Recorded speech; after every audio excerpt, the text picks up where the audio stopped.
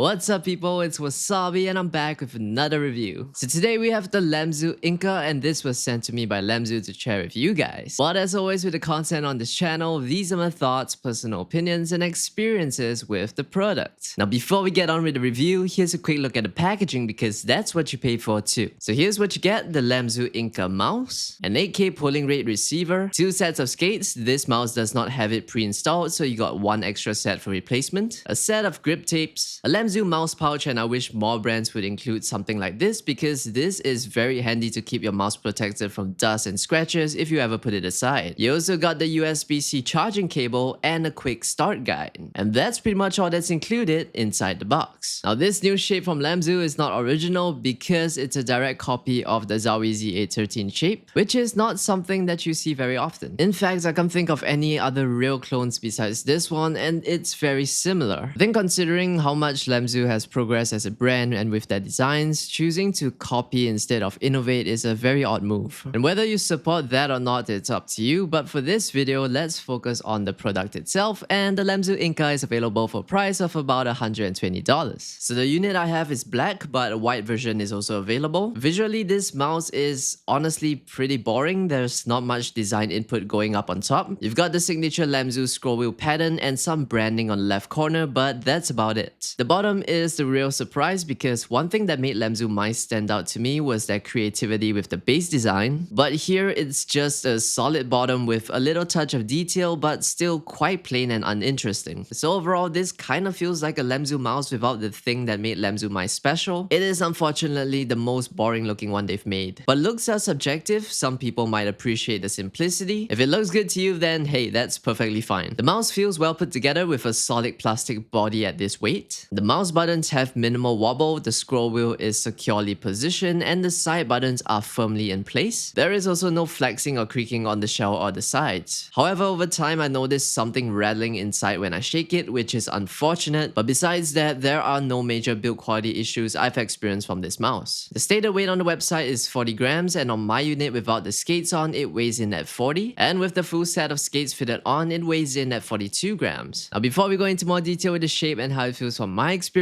to put things into perspective, my hand size is 17.5 by 9. This is a shape that is designed to provide excellent claw grip support and control for flicks. It is a small form factor mouse and it's most suitable for small to medium hand sizes, but because of the prominent hump, it does feel much bigger than it looks. This mouse features subtle button grooves with decent finger spacing. The front starts low and slopes steadily towards the peak of the rear, and a low front end like this makes it comfortable to claw while resting your fingers closer to the front. The shape has an hourglass outline with inward angled sides providing a good thumb grip. The side buttons though, they are positioned quite forward and are very small, making them less ideal for a shape like this. And then there's the hump, which is the most prominent part of this shape. With a hump like this, the support extends all the way up to the joints of my fingers. And for a regular claw grip, it provides great support, keeping my hand at a consistent angle with a rather steep angle off the back end. Overall, this shape is optimized for the claw grip and flicking. However, the limited space between the top of the mouse and my hand makes rapid vertical movement feel sort of limiting. The shape feels great for flicks, but for tracking, not so much benefit, but of course don't feel restricted. You can use it for whatever you like, it's just that certain aspects of a shape are there to bring more support to certain styles. Now the coating on this mouse is great, it's very grippy and I really do not feel the need to use grip tapes for this one. It does attract sweat marks and smudges, but nothing extreme, and if that bothers you, the white version might be a better choice. The style skates are of a good quality, featuring a curved edge design with an anti-collapse filler sticker. And these skates offer smooth glide, and really I don't feel the need to replace them with aftermarket skates. But as always, all skates do take some time to break in, so give it a try for yourself and see how you like it, because what's smooth to me may not be smooth to you. But I gotta say that Lamzu's newer mice have some of the best stock skates in my opinion. Now this part is to help people visualize the different grip styles on the Lamzu Inca with reference to my hand size. This shape was made for the claw grip style, and with my hand size of 17.5 by 9, it naturally falls into a regular claw grip with the solid support from the high hump. A relaxed claw grip is possible, but for larger hands, your fingers may extend too far forward, and the side curves make the front feel more flat out than it looks. Now for the aggressive claw grip, where my fingers are positioned further back, my wrist sits at too high of an angle, so I don't use this claw grip so much. For the palm grip style though, for me the palm grip feels uncomfortable to do on a shape like this, and that's because the hump feels like it's being forced into my hand, causing pressure in the middle middle point of my palm. And with the fingertip grip style, the hump for me really gets too much in the way as it rubs the top half of my palm while moving the mouse around with my fingertips. So overall, this is really a shape that is most suitable for the claw grip user. For the switches in this mouse, you got Omron optical switches. You get a slight metallic pink to them with the click, and this is something that's very common with Omron opticals, but how the clicks feel is the best thing about this mouse to me. The clicks you experience here are not light. What you have are optical clicks, which in my opinion are heavier than most people's expectations of Omron optical switches, but they do feel really nice and you need a moderate amount of pressure to engage the click. On the Inca, you got slight pre-travel and a noticeable amount of post-travel after the click for both buttons. And on my crispy meter with the way it sounds and feels, I would put them right about here. The side buttons on this mouse feel very mediocre. They are fitted in well into the body of the mouse, but they feel hollow and cheap. It reminds me a lot of what you would expect to feel on a budget mouse. They are also super loud and really it just leaves you desiring more of a quality feeling click. And you got little pre-travel with a fair amount of post-travel from the side buttons. The scroll wheel is not very enjoyable to use. It feels oddly stiff and dry, and it feels like you might get stuck between notches. The rubber texture provides a decent amount of grip, but the scroll experience is not as smooth or refined as Lamzu's other mice. And this is unusual, but it could simply be a variance in the production of the TTC encoders. But moving on, the scroll click requires a firm press, which at least prevents accidental scrolling, but overall, the scroll wheel could be better, especially for a gaming mouse. And now here's a quick sound test to give you a better idea of how this mouse sounds.